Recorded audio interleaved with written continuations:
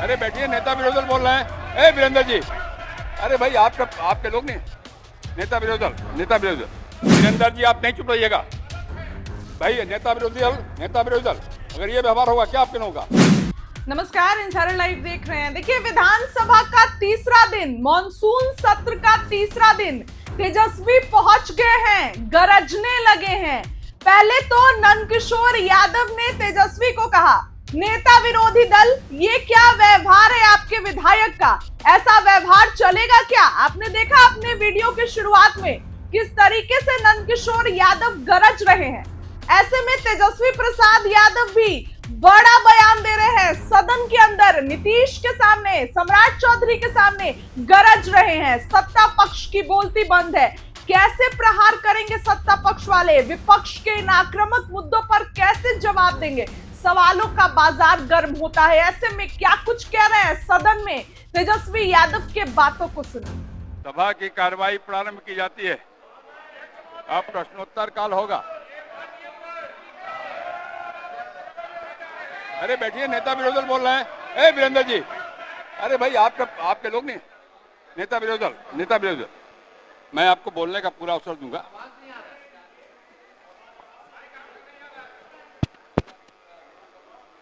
आवाज आ रही है?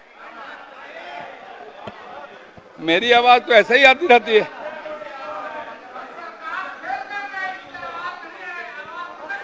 बिना माइक के मेरी आवाज गूंज सकती है, घबराइए नहीं। अच्छा, शांति बना रखे, बैठ जाइए। आपको बोलने का अवसर दूंगा। 1 मिनट में अपनी बात कहना चाहता हूं। माननीय सदस्यगण, मैं अत्यंत पीड़ा और गहन वेदना के साथ आप सभी से कुछ कहना चाहता हूं।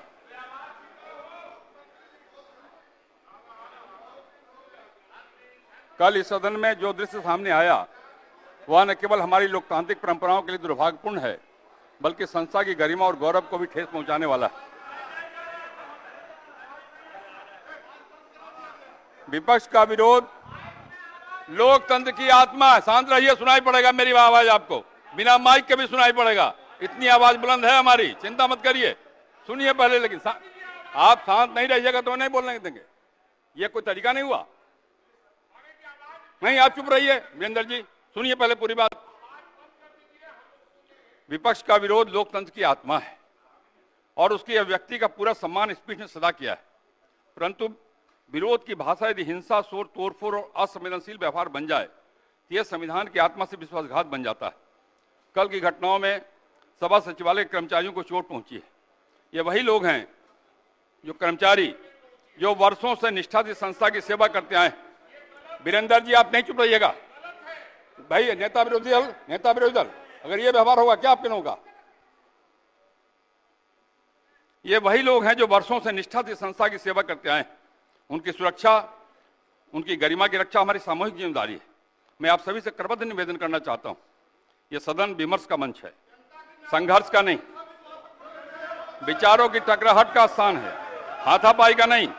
यह वही सदन है जिसने बिहार की राजनीति को दिशा दी है, आदर्श साबित किए हैं। आइए हम सब मिलकर के इस गरिमा को पुनर्स्थापित करें और सदन की गरिमा के अनुसार अपना व्यवहार करें। इतना ही आग्रह करता हुआ नेता विरोधी दल अपनी बात रखें। एक मिनट महबूब भाई। अध्यक्ष महोदय, आपको हम धन्यवाद देते हैं कि आपने जो है समय हमको दिया है अपने पक्ष को रखने का। अच्छा होता कि एसआईआर के विषय में सभी दल को जो है एक एक बार इस लोकतंत्र के मंदिर में लोकतंत्र को बचाने के लिए अपनी बात को रखने का मौका मिलता था।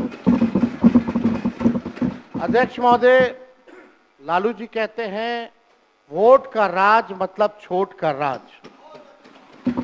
संविधान में हम सब लोगों को ये अधिकार मिला है कि जो भी व्यक्ति 18 साल का अगर हो जाए तो उसको एक वोट देने का अधिकार है।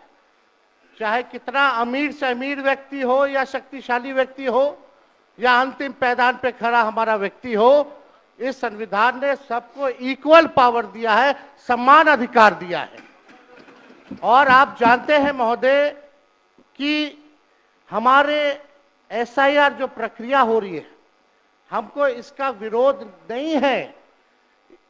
एसआईआर का विरोध नहीं करते, लेकिन जो प्रक्रिया जो पारदर्शिता होनी चाहिए, ईमानदारी से निष्पक्ष होकर के चुनाव आयोग को काम करना चाहिए था, वो ये काम नहीं कर रही। इसका हम इस सदन में हम खंडन करते हैं और ये सच्चाई है महोदय।